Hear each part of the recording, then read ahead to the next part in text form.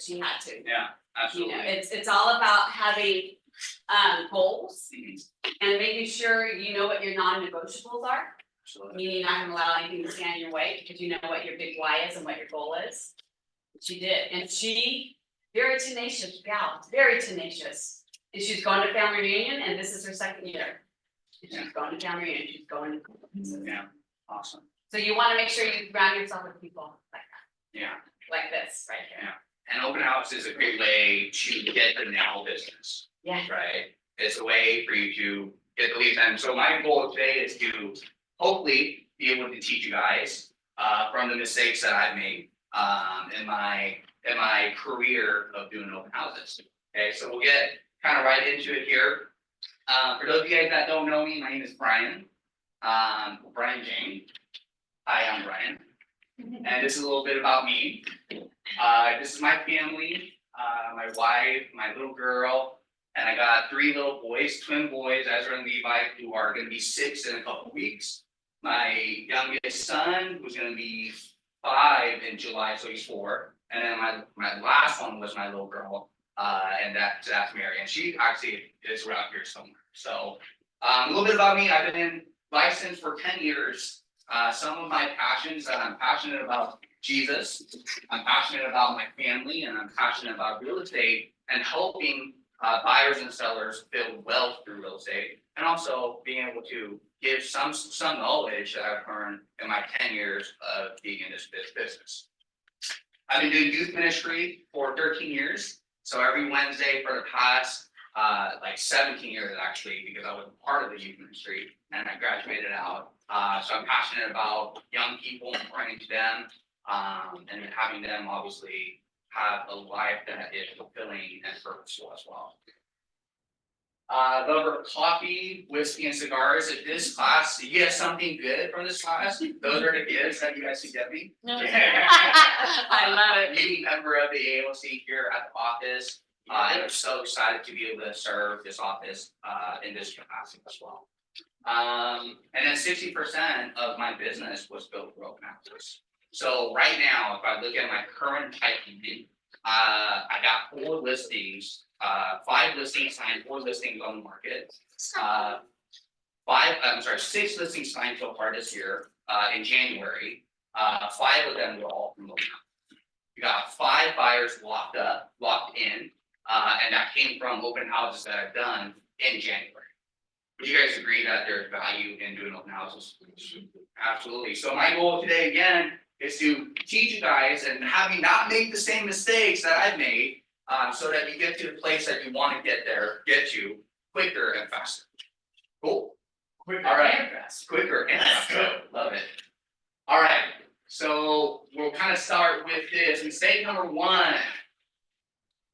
Going into the business, I was 21 years old and I got licensed. So I was just a young buck, just learning how to navigate this business. I had my mentor, which is my business partners now, John and Tomas. And it kind of felt like I was really thankful for their mentorship. And a lot of it was like, hey, get out there, start doing these things. So I just started getting out there and started doing open houses. My biggest mistake was I had the wrong mindset. And what I mean by that is I was an immigrant, came to the United States when I was 7 years old. My parents were divorced, came from kind of a rough childhood. Like my parents were working from 9 to 10, and I just kind of ended up trying to figure things out. So my mindset going into this business, a lot of it was that I can't have big success in this business. That my ceiling was where my parents might have, right?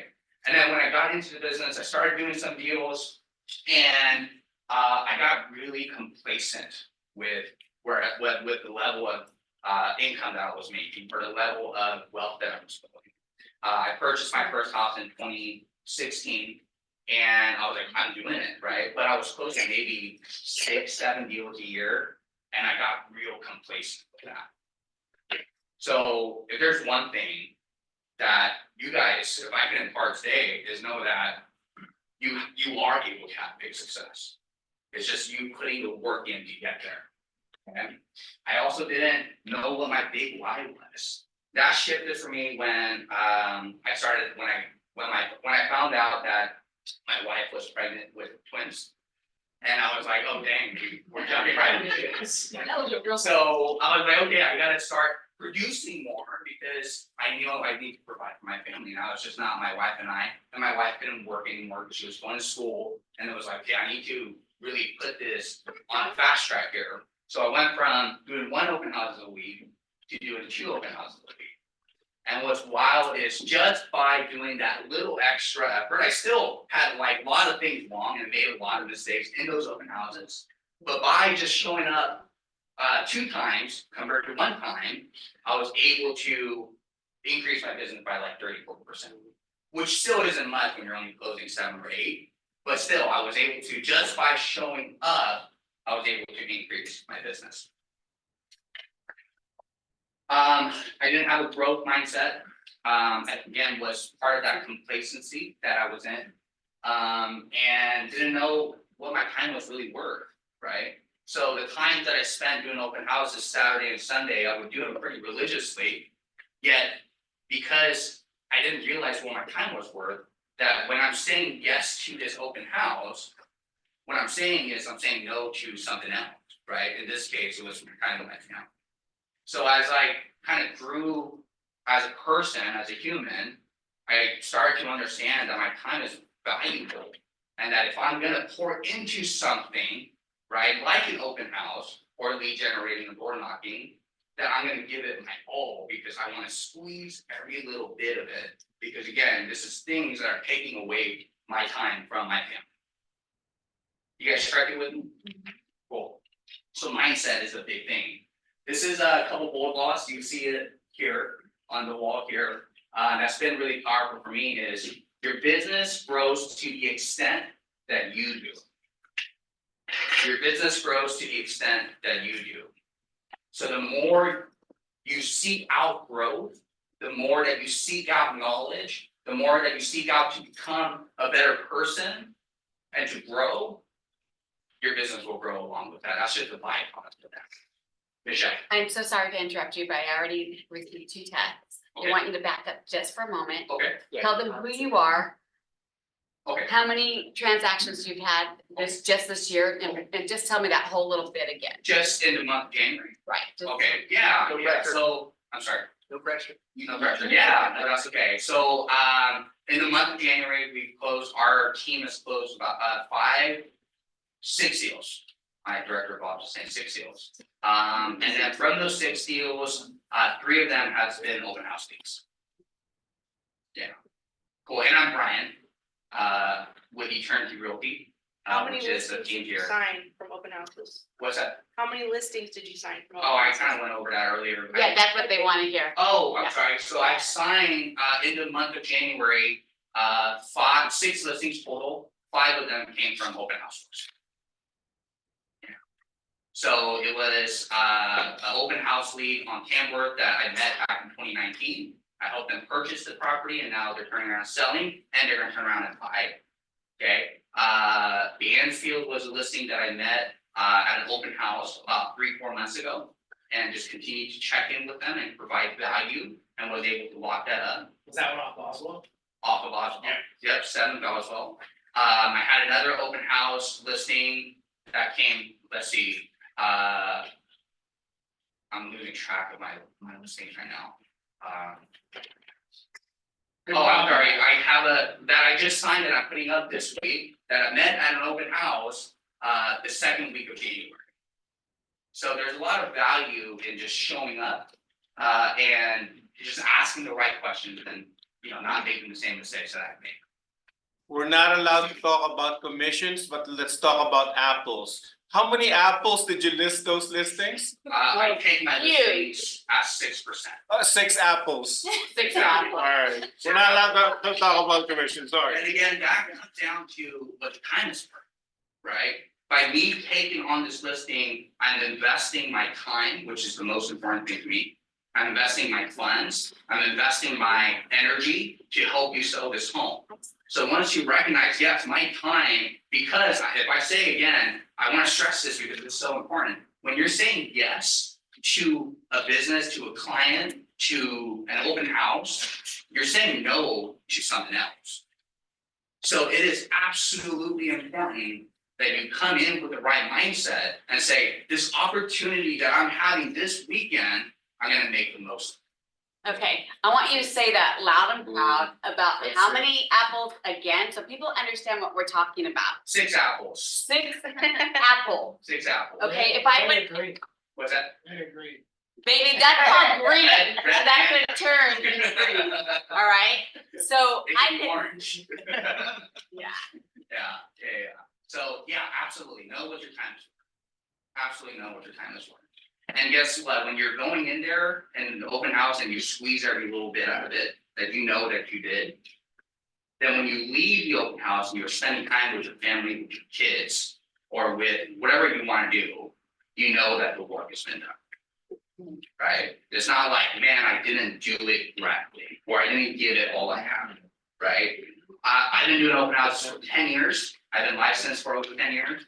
That was like my main form of lead generation. I could have, there's no regrets, because obviously it was all part of the learning process for me, right? That's my timing. And I know that I could have probably got to where I am right now a lot quicker if I had the urgency or if I knew how to do it correctly.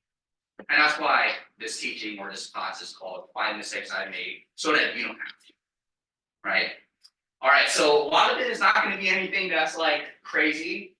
First is open house signs, okay?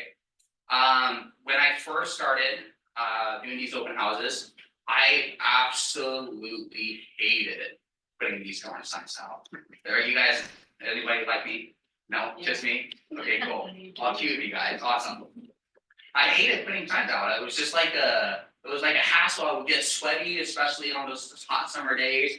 And then I would just do just enough to make it work, right? Just enough to say, okay, this is enough to get people to my open house, right? And the mindset, of course, comes in here too, because putting out signs is not just about the direction, but it absolutely drives more traffic to your open house.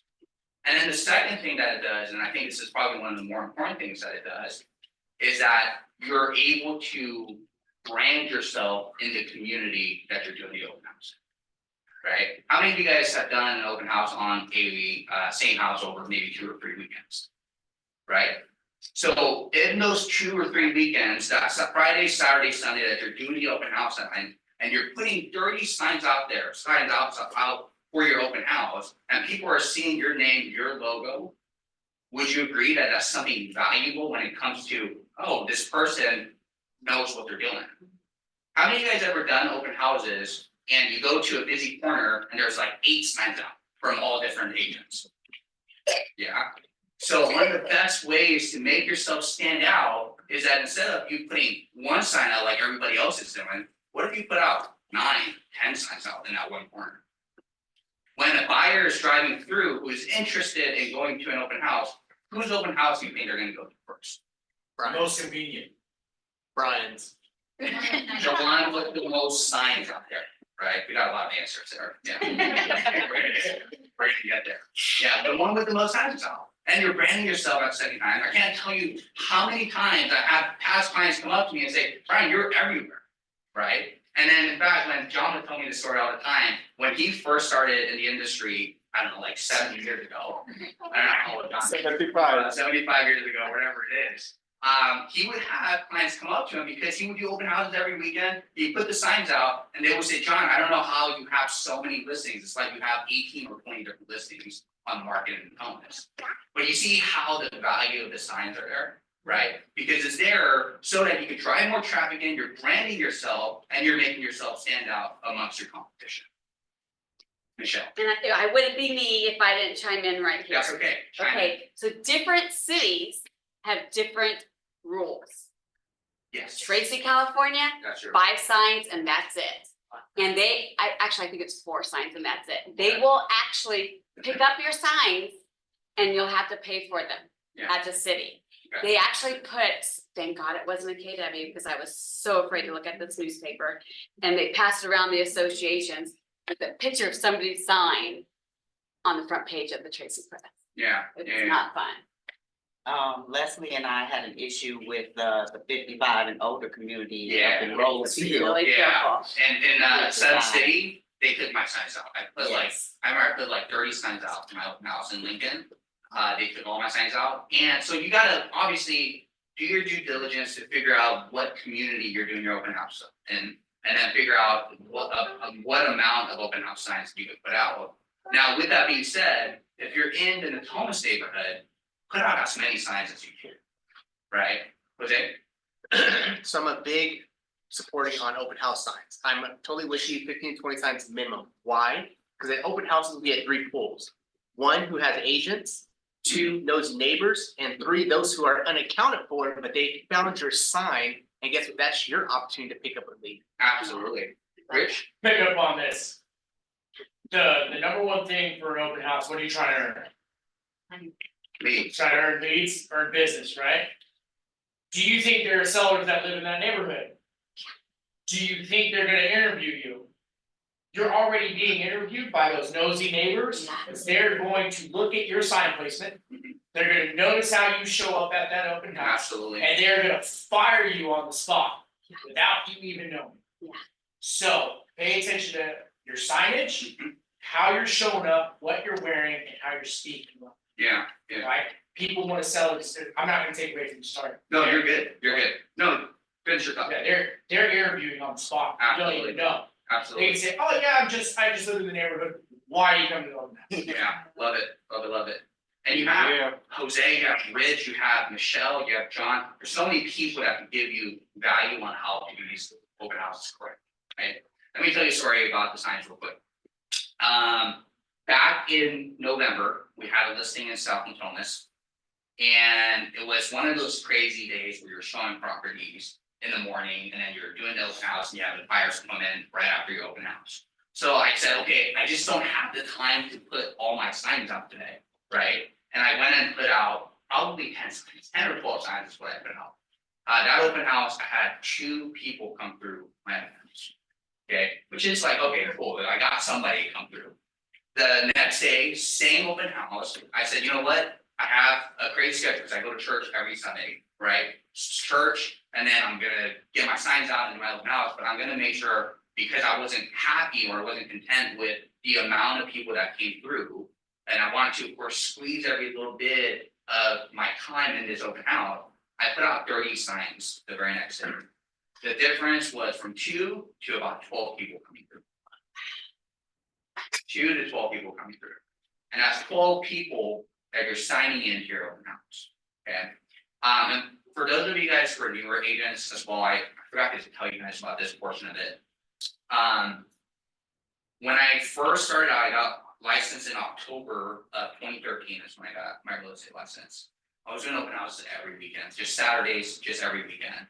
And you know, there's a point where you get to in your business, especially if you are a brand new agent, where you're like, I don't think this is working, right? Because I've done so many open houses and nothing has panned out, right? 2 months later, after doing open houses consistently, I got my first 2 clients on the same weekend, and it was hilarious. What was so funny about it was I was gonna cancel that open house. Because I was like, this isn't working, I'd rather just stay home and watch playoff football, right? It was after church, okay? And then I got a year full from the listing agent, I was young, remember? So I got a year full from the listing agent, they came up to me and says, hey, you committed to this, you need to do it. Which is completely fair, because I was like calling to say, hey, I don't think I can make it. It's like, no, you're gonna be there. I showed up and ended up selling the house that I was doing the open house in. And then met a cash buyer who purchased here in Holmes Park. Both those clients, I've done a total of 7 transactions between those 2 clients.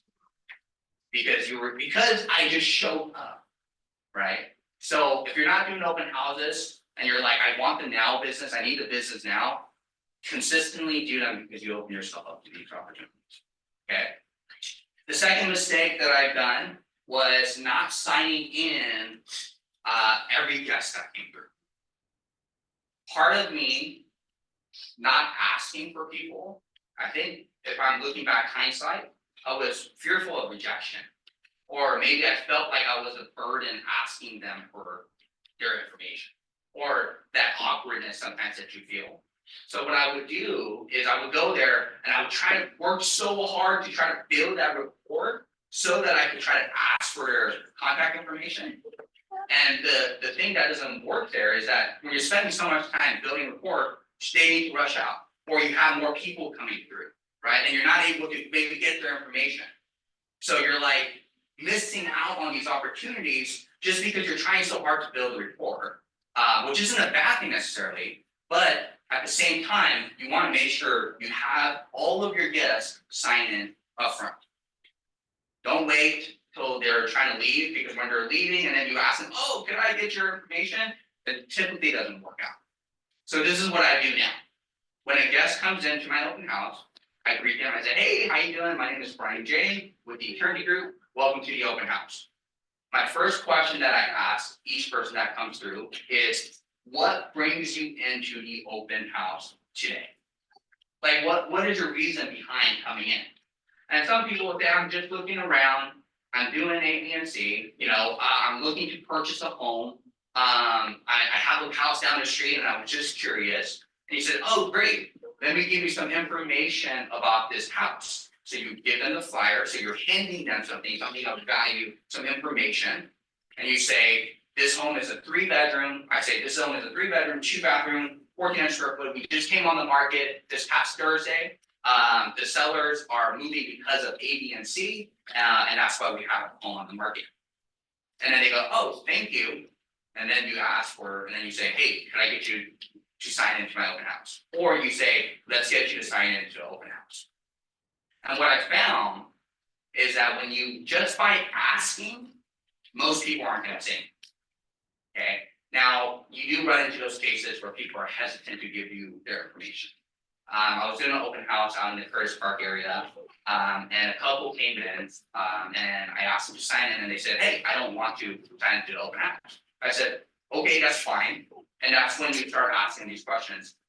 What are some of your concerns about signing into the open house?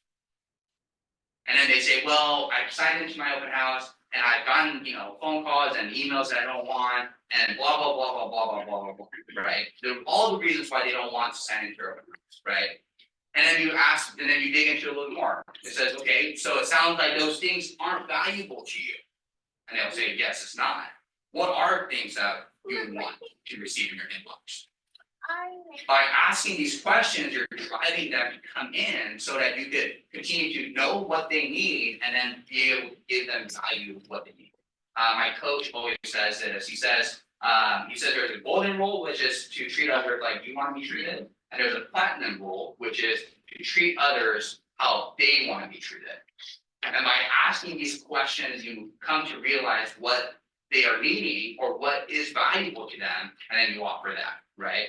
Some of them might be, hey, you're talking, you're building rapport, and they say, you know what, there's just not a lot of inventory on the market right now. Would you guys agree there's not a lot of inventory on the market right now? Yeah. And then you come with the value. Hey, did you know that our office has over 300 agents that are in the office here? Out of those 300 agents, we have some big top producing agents who continues to put up new inventory in the market. Now, with that being said, if I was to maybe bring you an off-market transaction, would that be something that's valuable to you? Nobody's gonna say no to that, especially if they're in the market to look for homes, right? So by bringing value, you're able to get those people that are maybe hesitant to sign into your open house for you to get into their open house. And here's what I mean also by signing in every guest that comes through, okay? Couple of things, we're gonna go up, I think our next one is gonna be the follow-up. After I do an open house, I make sure I send a text message out to everybody using a smartphone. Just saying, hey, nice to meet you. And then I'm following up regularly. Sometimes they don't get back to you, right? You ever have those ones where you're doing open house, where like, wow, we hit it off, and then they just ghosted you, right? And with the systems of putting them into your monthly neighbor nurture, putting them in your quarterly call, doing your regular check-ins with them, you're able to potentially down the road, convert that lead, right? That's why you sign everybody in, even if those who may not feel like are interested in any of your services, you still sign them in because you have the opportunity to potentially earn their business down the road.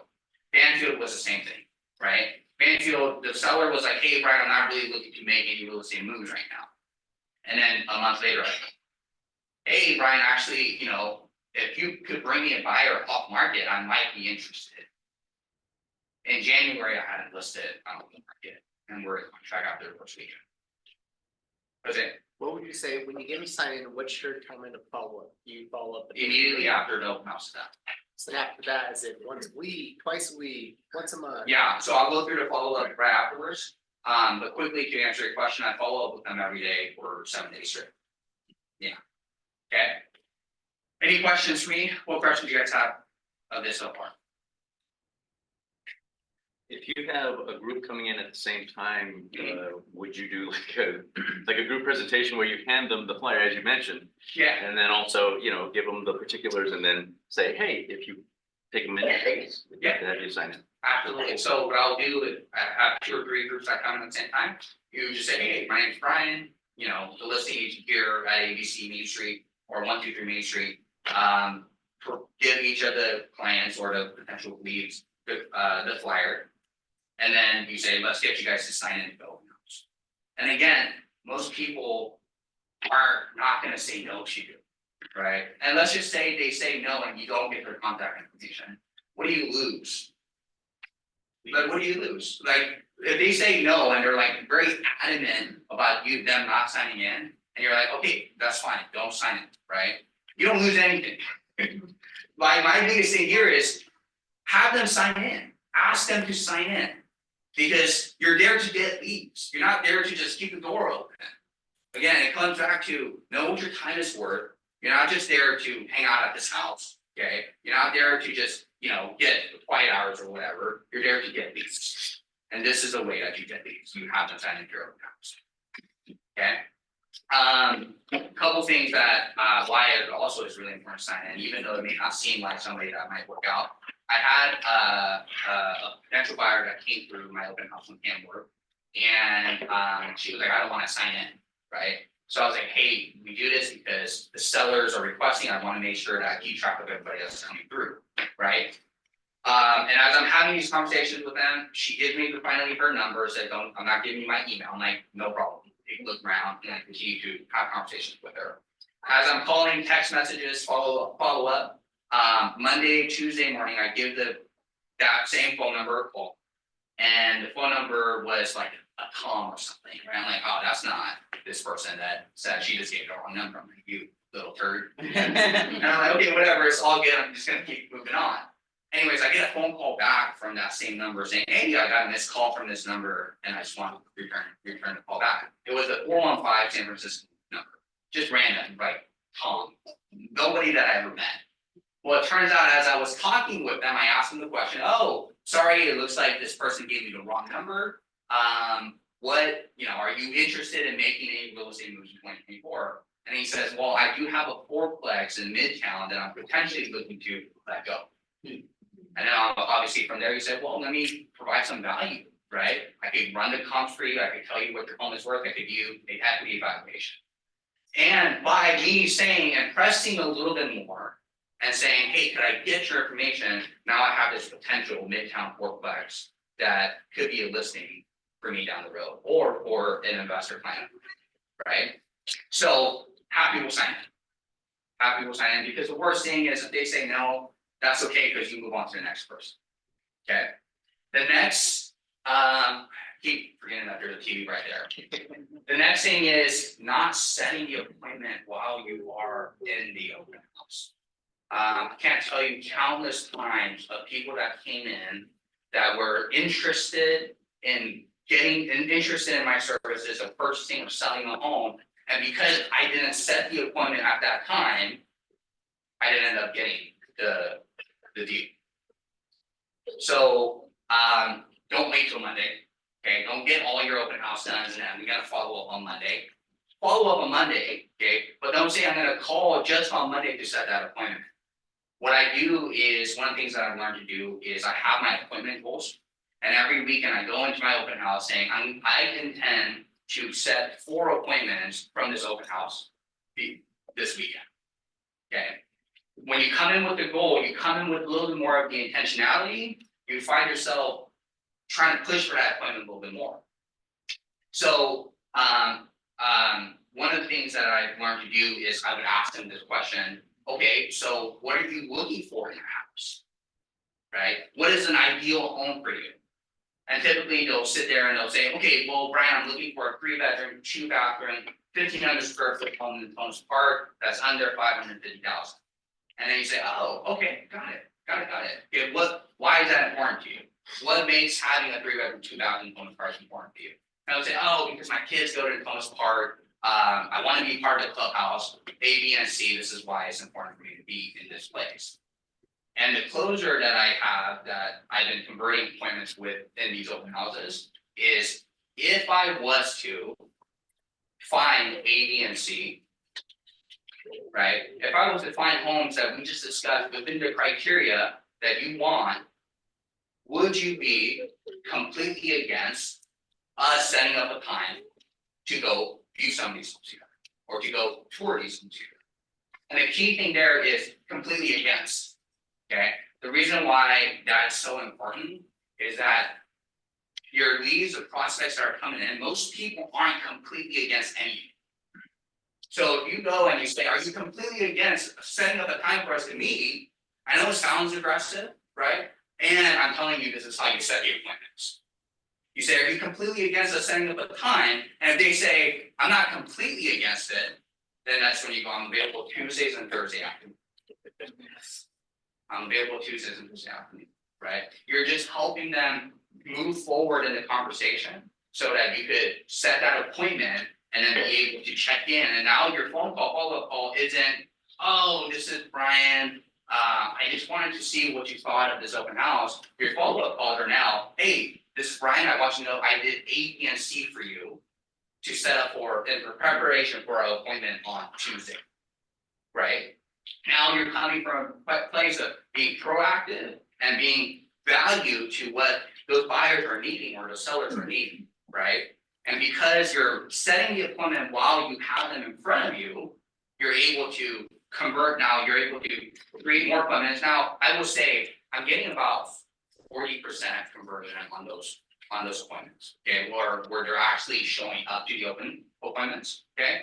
But that's 40% that I could potentially convert into new listings and new buyers, right? And by saying this is what will happen next, okay, this is like a keyword, okay? This is what's gonna happen next, is I'm going to send you a list of properties. I'm gonna say, these are the homes that I'm gonna line up for us to view, and then we're gonna go out and take a look at them.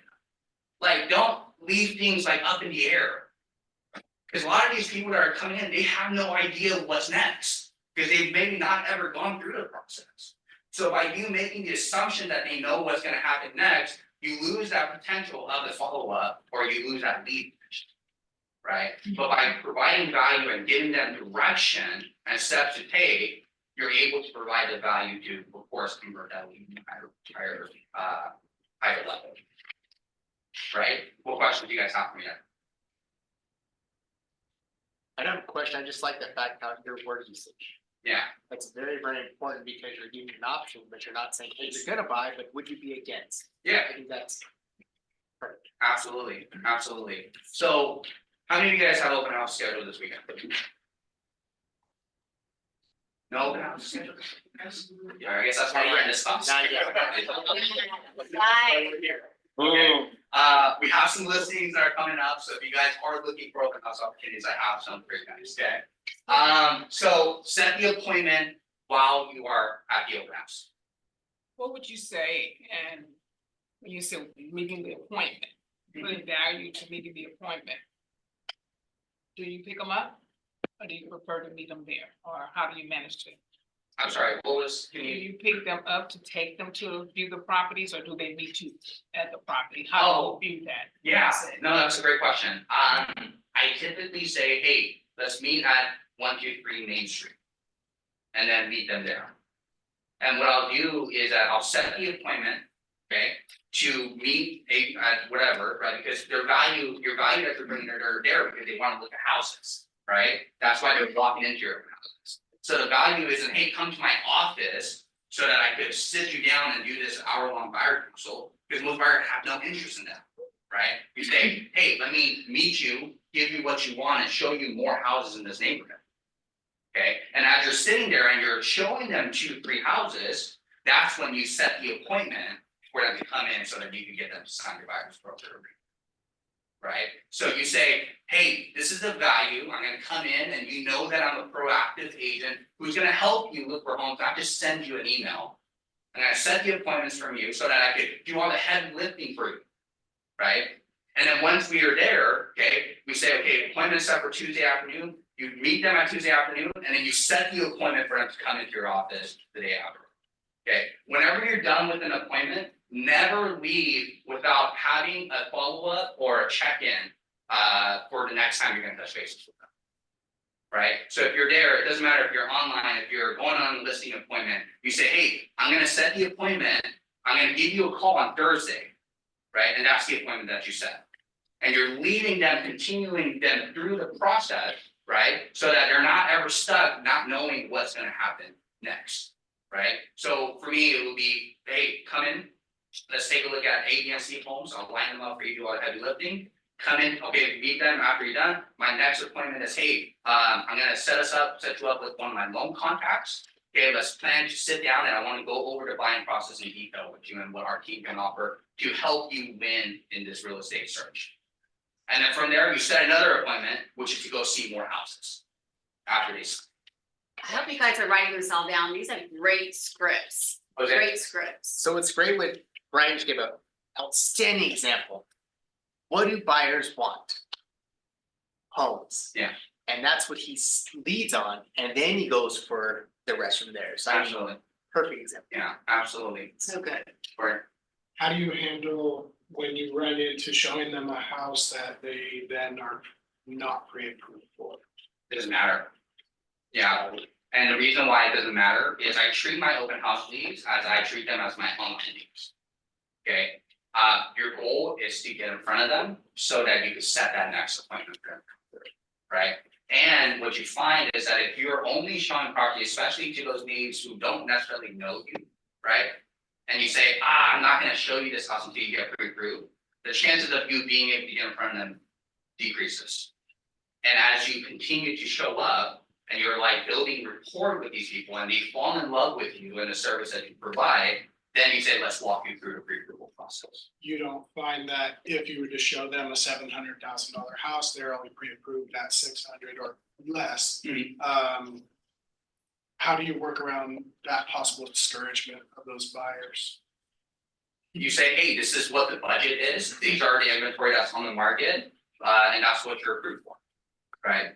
And then you go back to their big why, right? Which is, hey, why are you purchasing? What got you thinking of purchasing, right? And again, the idea is to convert your open house leads, right? So if you're getting in front of them, you're in a position where you're able to get them to set that next appointment with you, right? So that's the whole, right? So right now, you're not necessarily worried about the pre-approval. You're worried about getting this lead converted and having them sign your buyer's broker, and then you work on the pre-approval afterwards. Gotcha. Yeah. Okay. Have you run into a situation where they've already worked with us, or they already have like a signed agreement, and how do you handle that? Okay, so if they have a signed agreement, then obviously you can't work with those buyers, right? And if they have signed an agreement with another agent, typically they'll let you know that they're working with another agent, right? So, I mean, obviously use discernment in that, because you don't want to be running around with the buyer that has a, buyer broker. And you could, in your meeting with them, you could ask them, hey, have you signed an agreement with another agent? Right, and be upfront and pre-screen them. Yeah, Then you start working with them, do you get the buyer broker signed absolutely. with all of them? Absolutely, and here's the thing, it goes back to that mindset as well, okay? You are providing your time, your resources, your energy, right, your knowledge. If you're providing these things, would you agree that it's fair for them to sign a buyer broker agreement with you? I think so, right? I can't tell you how many times that I've worked with a buyer, gave them all my knowledge agreement, and then they go to an open house and buys from listing agent. Right? Now, if you were to be direct and say, hey, this is what my time is worth, I need you to commit for us to continue to pursue our relationship, right? Then obviously you're gonna be able to get them to sign. But it is absolutely important that you sign the buyer broker. Okay. I like, because the whole time you've been talking, you're talking about the value you're giving to them, Mhm. so you're earning the commitment. So Absolutely. we're saying, hey, sign this agreement, because like you said, they can go with somebody else, but the value you're proposing to them the whole entire time is what gains the commitment. Absolutely, absolutely. So your time is worth something, guys, right? Don't just give it away. Don't just give it away. All right. What questions? Oh, one Sorry, more. just one more. That's okay. So have you ran into a situation where you provide all this value to them and at the end they just don't wanna sign, or they're just, you just forget, they're really forget that they just don't wanna sign, or they wanna think about it first before. Yeah, absolutely. And that comes to obviously that conversion. Obviously, you're not gonna be able to sign every buyer, right? And here's another thing that I've learned that my coach has really helped me kind of with my mindset on this, is that if you're looking at it as a business, in a sense that you're not, because what happened to me is I would be on my highs and I would be on my lows because I was signing an agent, and then I find that, a buyer decided to move forward with her cousin or something, right? And I would be so low, I'd be like, that's a big bummer, right? And if you come at it as perspective, it's like, hey, this is literally a numbers thing, okay? If I have X amount of leads that are coming in, and I know that I'm gonna convert 30%, 40%, whatever it is, right? And if you view it from that perspective, when a buyer says, I don't wanna work with you, you just move on to the next buyer, right? Now, the goal is to bring that lead up, right? So that you're not so low on your lows, right? But you want to make sure you're viewing it in a way that is like your business minded. So I know that all the appointments that I set, I know that maybe only 4 of them, if I set 10 appointments, no 4 of them are gonna show up. Now from that 4, I know that I'm gonna convert 2, right? Or 3, and I think my conversion rate is like 75%, right? So I'm gonna convert 3 of those appointments into clients or have them sign an agreement. Now, I don't get down with that one that doesn't sign with me anymore. I say, I understand, and I get them into the monthly follow-up, and I continue to provide value. I continue to set the appointment, right? And then as they see the value, while Brian is doing A, B, and C, they're gonna feel that much better about signing that agreement. Is there a time frame, a date or something that kind of ties in the starting point to however many, a month or 2 or so that you've been? Like, every buyer is a little different. Oh, are you talking about my agreement? It really depends on what the buyer's timeline looks like, right? So if they're like, hey, I'm looking to, buy something, I lock them up, I put in an agreement that sets out the 120 days for us to look at. So that's time. Okay, Michelle? I'm gonna go to Zoom land now, Okay. okay? So let's do this. Well, Jamie Smith says she has 2 open houses this weekend. She wanted to share that, so that's exciting. Great job. Yay. Brian Mason needs an open house for either Friday or Saturday. Ryan, I suggest you emailing Brian. Yep. Okay. Star, once you receive the lead gens from your open house, how often do you send them emails, calls, texts? If they're not responding or responding infrequently, any Yeah. suggestions? That's a great question. So let's move on to our next one, which is. The remote's not working. Okay, hang on. Go ahead. All right, my 5th mistake was that follow-up. I would go in and do open houses all weekend, and then I would get maybe 15 contacts, and then I would say, I'm gonna follow up with them on Monday, and then I end up not following up with them until Thursday. All that time that you don't have and you're not following up, think about if a potential client or prospect comes into your open house, think about how many more open houses that you're going into. And if you have an agent that's continuing to follow up with them, who are they gonna work with? Right? So for me, it was like, I would go in and do these open houses, and then I let the busyness of my work, right, working in the business, keep me from calling these properties, whether it be an inspection or showing properties, whatever it is, it kept me from following up and checking in with these clients to convert them and set appointments, okay? So this is what I do, okay? After the open house is done, okay, again, I put them all on a smart plan. The smart plan that I put them on is going to be the monthly neighbor and nurture. Okay, I put them on the monthly quarterly calls, okay, or the quarterly call, sorry. And then I put them on a smart on text message smart plan where it sends a message out to everybody that came in for the open house saying, hey, pleasure meeting you. If you need any real estate needs, just want you to know that I'm available for you. Okay, and then come Monday, I'm following up, checking in and calling every lead up to about 7 days. Okay, and then obviously if there's clients that, or if there's people there that are a little bit more like urgent, then you set that up, okay? And I call them every day. If they don't call back or if they ghost you or whatever it is, okay, then you put them on the monthly nurture plan and then you call them every quarter, right? And the idea of these open houses is that you're trying to build your database, right? You're trying to get as many leads in there because those leads could potentially become clients down the road, right? And you continue to provide value with the information that you send them, whether it be your monthly neighbor and nurture or a market analysis on their home or a list of some great properties that might fit within the criteria of home. I just had a appointment with a buyer that I met 7 months ago that didn't take my call immediately after the open house. I called him and he's looking to purchase an investment property, right? He said, I don't know how to do an investment property with the market being so high. So I said, well, come on in, let's sit down and let's do a buyer strategy together so that we can make your goal of an investment property a reality, right? Brought them in, got them to sign the buyer's broker agreement, right? So what I'm saying is that even if they don't pan out right now, your job isn't, again, to say, this person didn't pan out and get so caught up with that. Your job is to continue to check in with them, right? You put the work in and eventually you're gonna reap the fruit. Okay, You're saying you call every day for 7 days. yes. You're calling those people that every day who are not picking up the call. They're not that's picking where up the you're call. Trying. I'm calling, texting, and I'm emailing. Yeah, absolutely, absolutely. Because again, sometimes like you don't want to be that person. I think this is like a mindset thing for me too. It's like, I don't want to be that person that's like continue to call you and, because you have those people that and you're like, I can't believe this person's calling again, right?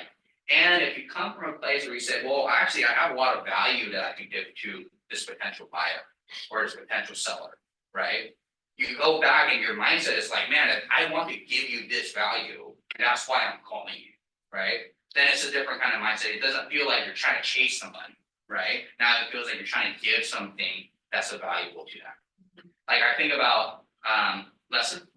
I was just gonna add, when you shop on Wayfair, Johnson, Maine, Costco, Amazon, they're always texting us, right? Yeah. We're not buying right now, but we may be buying in 3 weeks, Absolutely. a month. So I don't look at that as bugging me. I'm like, hey, you're sending me stuff that I mean, with AI, right?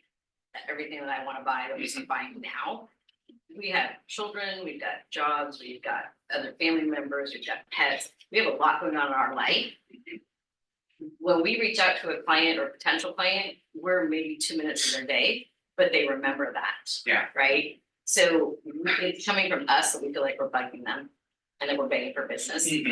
That is usually not how they're responding. That's our limiting belief. Absolutely. So just remember Amazon, when you reach out to people, we get bombarded by them, but we're still buying from them. Absolutely, right, that's such a good point. And again, I think about Brian at the age of 21, just getting into the real estate business, right?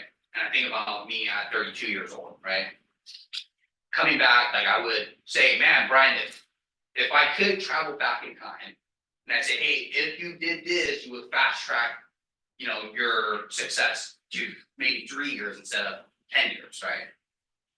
And I think about like how urgent I would be in telling the younger Brian, hey, go buy 4 or 5 properties, right? Because like I know you want to buy your, road bikes and whatever it is, right? I know you want to go on your vacations or whatever it is, but save that money because I want you to buy real estate so that you could. There's like a message, and you're coming from a place of urgency because you know that you're bringing value to that person. And I think that's a key thing here is whatever you do, you're not just there begging for business and not expecting and just having people just give, pay, but you're trying to give, and then the more you give, what you find is that people are gonna. Right, so don't worry so much about the results, worry more about, put your effort into, the everyday things, right, and do those well. Okay? I love it because you're showing your systems and models. Mhm. And as we know in this business, you need to have your systems and models inputted, so you have your follow-up. Absolutely. So regarding your text messaging that same day, do you have a template that you have saved that you Yes. just? Okay, I have it on my smart plan. So I created a smart plan on command. So use command if you guys, a CRM. Is it under your name? What is? Cause you can go to the command library, I can look your name up from Smart. I don't know. I don't know if it's published like that. Yeah, I think you have to share it or something. Yeah, I don't think it's shared, and it's literally, it's such a simple text message. It just says, hey, nice to meet you. Yeah, I'm Ryan, again, we met at ABNC, whatever, open house. And I just want you to know that I'm available for you if you need it. Right? It's just a way for you to text them and they say, oh, yeah. So when they go to 7 or 8 open houses, but they're only getting a text message from you, again, that's where you see, and you're showing up in a way where you say, I'm here and I'm proactive. Right? So it's a super simple text message. You don't have to overcomplicate it. Just stay in touch and make the touches with the contacts. Okay. Last slide here is going to be some additional tips for you guys. One of the things that I would do when I was a newer agent is every buyer or every prospect that came in, I would ask the question, are you working with an agent? Okay. I've come to learn that everybody's working with an agent or to think of somebody that is their agent. So what I'm learning to do is to stop asking if they're working with an agent. Okay, not because you're out there being slimy and trying to take business away from other people.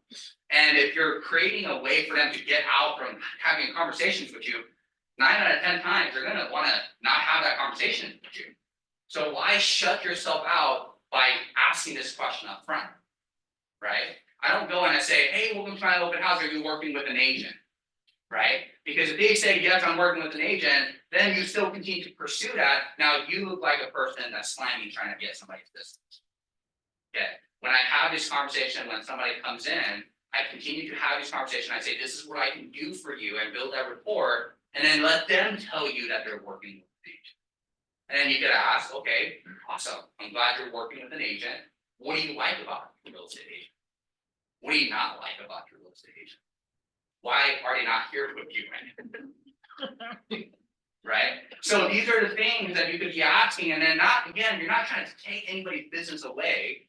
Yet what I've found is that a lot of times these agents, they go and they meet somebody online and they don't get a lot of value from this agent. They'll still tell you, yeah, I'm working with an agent. And if you shut yourself out, oh, you're working with an agent. But if you press a little bit more, sometimes you can unfold, actually, this person's not very happy with their real estate agent and they're looking for new representation. And then you say, well, come to my office. Let's set up a time. I'd love to show you what we can do to help you accomplish your goals. Also, pass out flyers before your open houses. Market your open houses. This is another way, a big way that you could continue to brand your name in the community, right? If you have multiple platforms like multiple CRMs, there's an app called Zapier that is a Google Sheet where you input the information in and it shoots it out to all your CRMs. Okay, so if you have like your command set up, and then you have, let's just say, HomeBot that's set up from your loan officer, and you want your contacts to go to both places, instead of you taking it down on notes and then like inputting it here and then inputting there, you input it onto Zapier, and then they'll shoot out to those different boxes. Okay, spell that one again. Zapier. And it's a Google Sheet that you literally put the information. Okay? I like how you gave an example how, you're continuing, you're not pressuring it, but you're moving forward on the conversation. Because a lot of people, yeah, they come to open house, they don't know you from the next agent, they may say they have an agent, that is, like you said, you don't stop. How can you continue to be of value? Because once they get to know you, then they're gonna open up, actually, I may not have an agent. Yeah. Or you know what, I'm happy with my agent, could be talking. Yeah, absolutely, absolutely. Also, be professional when you guys are at these open houses. I can't tell you countless times that I've gone to open houses with my clients And you have agents that are hosting it, that literally you could tell that they put zero effort in, they just put one sign in the front. Be professional, and they'll show up as a, you know, as a professional, okay? And then also get back to the basics, right? So much of this business is about getting in front of people and meeting as many people. It's not a complicated business. It is a hard business, right? And notice the more people that you get in front of, the more opportunities you're gonna be able to have to convert them into being your clients, into transaction. Okay, so don't get so caught up with one person, meet as many per person as possible, and continue to show your value in what you do for your clients. Cool. What questions do you guys have for me? I have a question. Okay, In one of the tips you said, you were talking about booking the appointment. yes. When you're booking the appointment, it sounds to me like you're not trying to book the buyer's consultation appointment, you're just trying to show them how, is that correct? And yes, absolutely. I treat my open house leads as if they are my online leads. Okay, what I mean by that is when you go and get a call from your online leads, they don't wanna sit there and have you ask all these questions to them. Okay, they don't wanna sit there and say, they don't wanna sit there and listen to you saying, hey, what's your big why, you know, going into this, those things are all valuable, okay? It's just not the right timing for it. Okay, my goal when I'm in the open house, I wanna set the next appointment so that I can set them the next appointment for them to come in and sign my buyer's agreement. Right? Got it. Yeah, so you wanna give them what they're looking for, which is homes in this case, that's why they're in there touring your homes. But they have a problem, which is they wanna buy a house, and you're there to solve that solution by offering what you could bring to the table. And then in that next meeting, you either do the buyer consultation there or you bring them into your office. Does that make sense? So you go, you set the Yeah, appointment, it's just everything that I've been taught is different than that. okay, so you We go wanna in. Start with the buyer's consultation and then we wanna sell house. So if I have a buyer that comes in and it's a referral, I have them come in and we do a buyer consultation. If it's somebody that I don't know, I don't have a relationship with, I provide my value first and I earn the right to get there with a buyer consultation. Okay. Right, because again, think about how many leads that you could be losing by saying, I need you to come to my office. Okay, it's not that they don't want to work with you, it's just that they don't see the value in sitting down with you just yet. And if you show up and you provide the value up front, which is what they want, and then you set the next appointment, which is for them to come into your office and sign the buyer. Right, your goal is to definitely get that agreement signed, okay, I'm not taking away from that, it's just. I just wanted to make sure I understand this, so I can talk to my team. Absolutely, it's just right there is not the time to have them come in for you to do a hour and a half consultation meeting for them to come in and sign the agreement. It kind of follows the saying, there's more than one way to skin a cat. Mhm. So you just figure out which way is working for you and you. Absolutely, and I will also say this too, there's some people that you talk to and they would rather come in and have a conversation with you rather than going and looking at more houses. Right, so again, the goal is to just set that next point.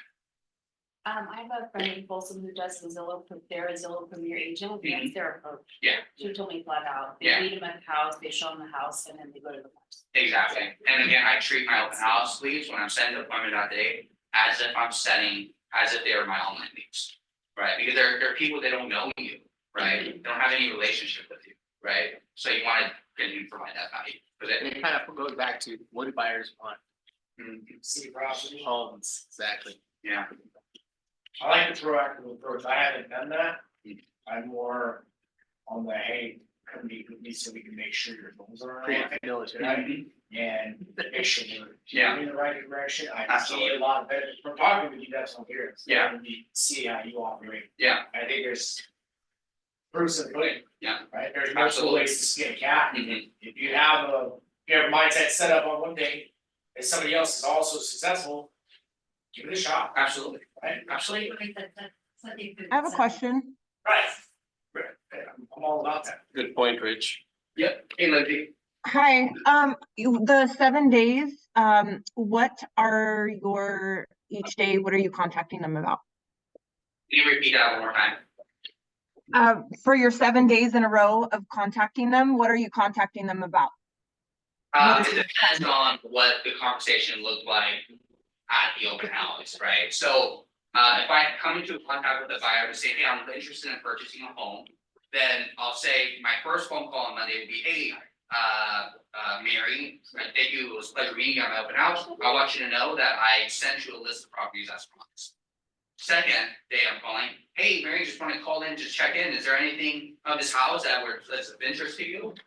Third, hey, Mary, I want to just check in and say, hey, do you want to schedule time to go and view some of these houses? So I'm just continuing to check in with them and say, hey, this is the value, and I keep saying the buffer value. If there's one thing that you take away to think about that word, I keep trying to provide value to the buyers so that they come and set that appointment. Okay, thank you. Okay, so somebody asked me what your history is with Keller Williams, how long you've been here? Yeah. Where were you before, and yeah, just go Yeah, through all that. absolutely. So I've been with KW since 2019. Before that, I was with EXP for 10 short months. And then before that, we were with a local brokerage here called Fusion Real Estate Network. And they decided to become, I think, more of the real estate marketing. I'm not sure exactly what direction they went. But when they decided to not become a broker anymore, we went with EXP for 10 short months. And then going on with KW. So, and then also my history with KW a little bit here too. My business was really it was like very slow growing business. Again, first year I closed 6, second year I closed 4, and then third year I closed, I don't know, 7, maybe 8. It was just like one of those really slow growing career. And my career skyrocketed when I joined KW. I was sitting here with John Bernardo on a 6 perspective class. And he asked a question to me, what would it mean if you don't grow your business? If you stay the same? And I realized that's not what I wanted for myself. And I took bold, and I took bold again. I hired a coach, and my business has skyrocketed because of it. Thank you so much for sharing. Absolutely. We have a question on Zoom. What courses or trainings did you take that helped you with your business? Bold. Yeah, absolutely. I would highly recommend Bold. I've also hired a coach, a MAPS coach, who keeps me accountable every week. He goes by the name of David Bernal, and he was actually my Bold coach. It was so good. I'm like, I need to keep talking to this guy.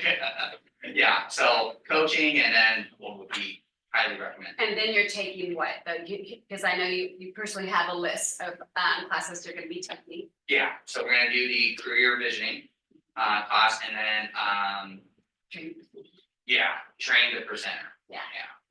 So it's good to share, you are who you surround yourself with. Absolutely. And now you've actually pushed your ceiling a little bit in this last year, right? To make sure you have a coach. Yeah. And your team has been amazingly supportive as well. Absolutely. So there is a difference. Yeah. When you make sure you have a coach and you Absolutely. surround yourself with the right people. Absolutely. But I do agree for the newer agents on that question. A lot of it comes down to time on task and actions and activity. Absolutely. Yeah. It's like you're a coach or something. Right? Right? Can I add to that accountability? Yes, And accountability. we have a group in our office on Yes. Mondays. Yeah. That I actually go to, Talk quite a few about of the agents do. We have an accountability group on Mondays, 2 to 2:30 on Zoom, and then once a month we do a mastermind. Highly recommend that. I go to that every week and it keeps me honest. I have like good weeks and I have not. good She weeks. goes to that every week and we are the top 20% in this office. What does that tell you? Accountability is big. Absolutely. And that's the whole thing with Bold too, right? Is that you're going in and you're saying, I'm gonna hit 20 contacts. I'm gonna do 100 contacts a week, and a set X amount. And then you have your people keeping you accountable towards that, right? So accountability is a gift, guys. Seek after it. Because it's gonna be something that's gonna help you grow in your business compared to. And don't be afraid of it, Don't be Yeah. afraid. because you're standing in front of yourself for success, Mhm. all right? Again, that's another one of your non-negotiables, right? Yeah. That should be non-negotiable. I'm gonna hold myself accountable. I'm gonna find my coach. I'm gonna find another agent to hold me accountable, because you have a big why out there. And I know a lot of people in this office right here in this room have a big why, and I know what it is. So if you're not showing up, shame on you. Absolutely, absolutely. So there you go, this is Love it. All right, guys. Well, hopefully you guys were able to get one or two, some good information. Ryan, you were amazing. Thank you.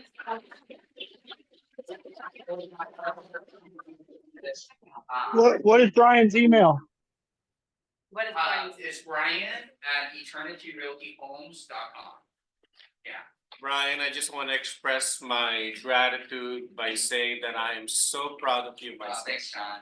The tables have turned, I'm learning from you now. And I would humbly accept that because Brian is not just tall, He's the real he deal. is also walking and flying to where he needs to be. Appreciate that. Thank So- you. KW Yeah. culture right here, I love it. All right, guys. Thank you guys for your. Amazing.